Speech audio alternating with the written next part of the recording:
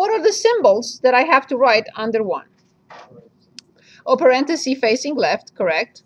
And the bracket. Very good, awesome.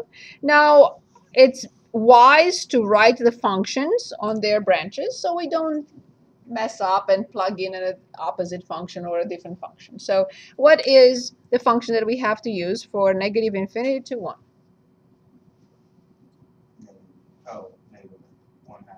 Very good. X squared. Perfect. So we don't make a mistake. We just write them on top of the table if you'd like. Okay.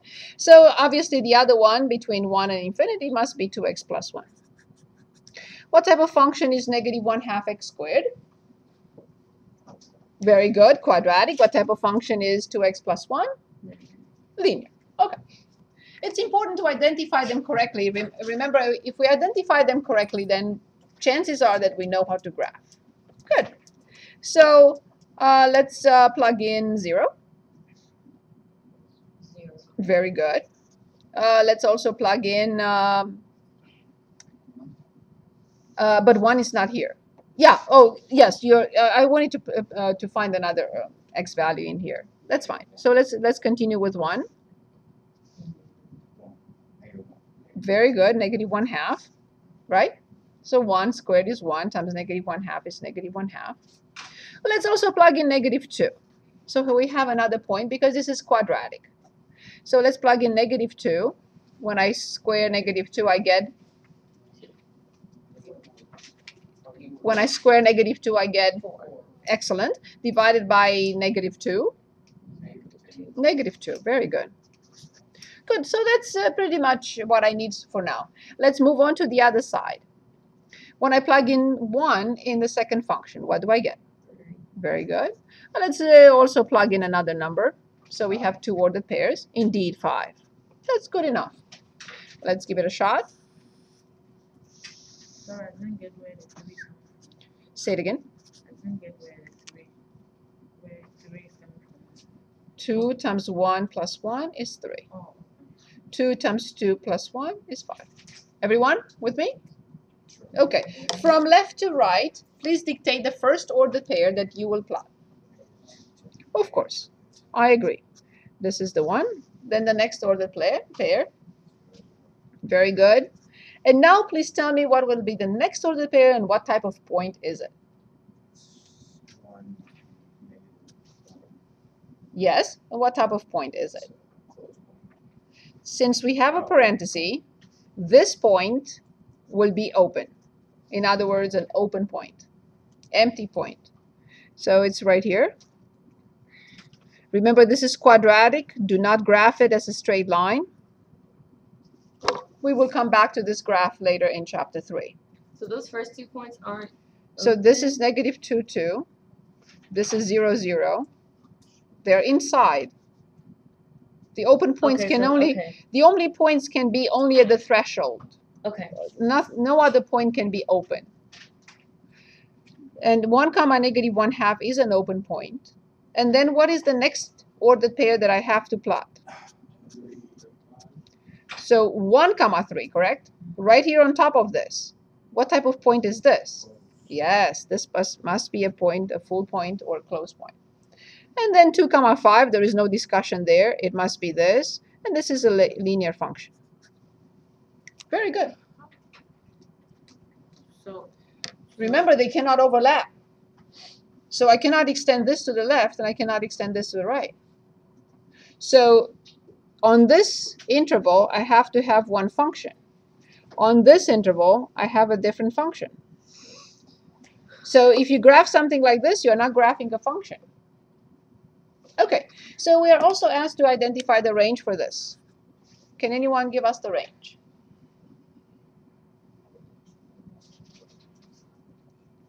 yeah, negative infinity Very good. to infinity. Of course. Okay, so let's do this together. From negative infinity Oh, to, very good, with a full point, because this is a full point. Yes, union.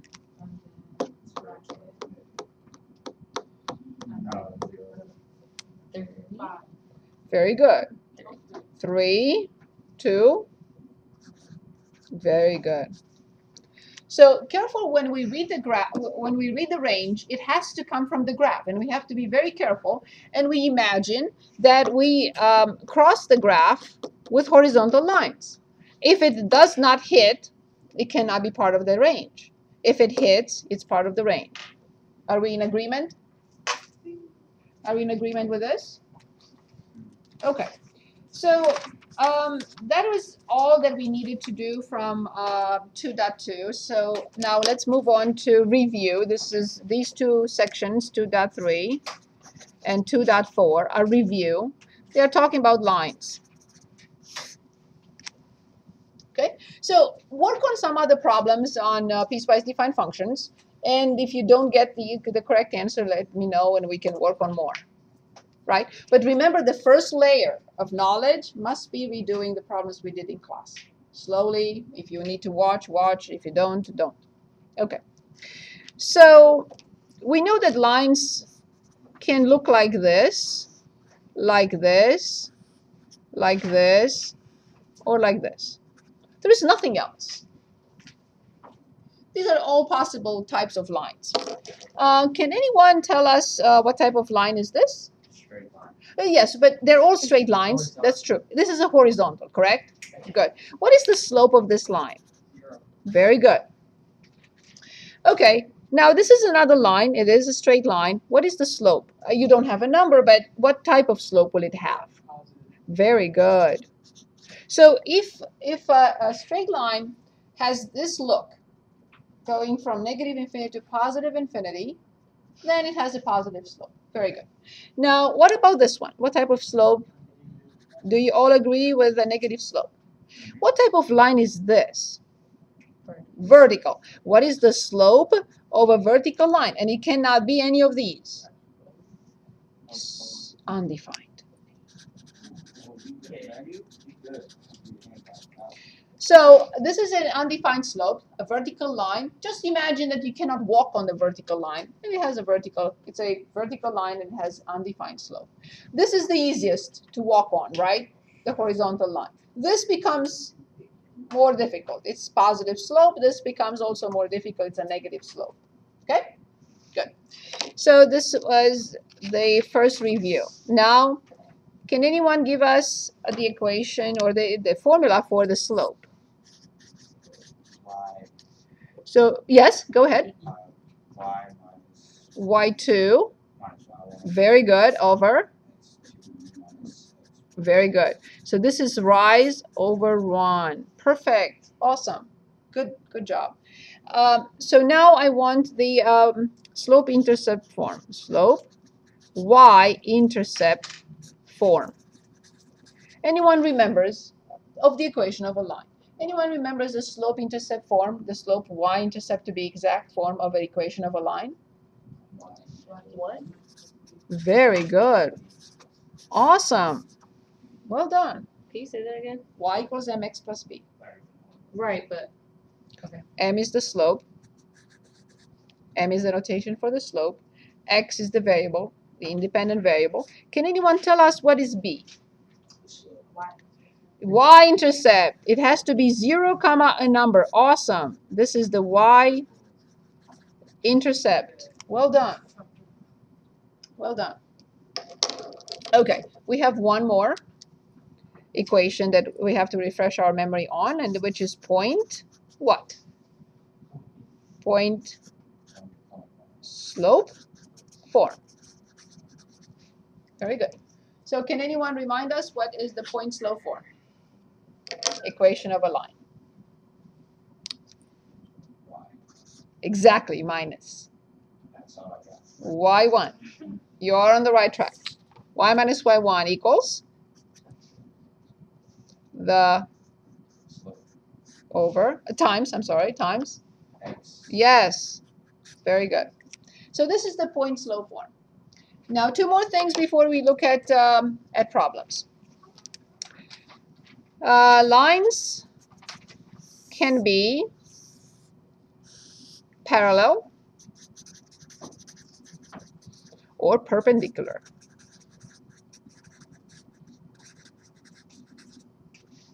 Okay? What is the relationship between the slopes of two lines that are parallel? The same. Exactly. So M1, the slope of the first line, must equal the slope of the second line. So this line has slope M1, this line has slope M2. If they are parallel, the slopes must be the same. They have the same steepness. Is that clear? Perfect. Now, what about two perpendicular lines? So let's say I have this line that is perpendicular to this line. Exactly, the negative reciprocal of each other. Awesome. So this is, let's say, slope M1, and this is the line with slope M2. Indeed, M1 equals the negative reciprocal of M2. Very good. Very good. The way I like to remember this is by cross multiplying. I prefer remembering it like M1 times M2 equals -1. This is my preference, but this is perfect too, right? This, remember, proportions. This is -1 and this is M1 times M2. So it's up to you. So let's look at a couple of problems, whatever we can fit in. This is section 2.3.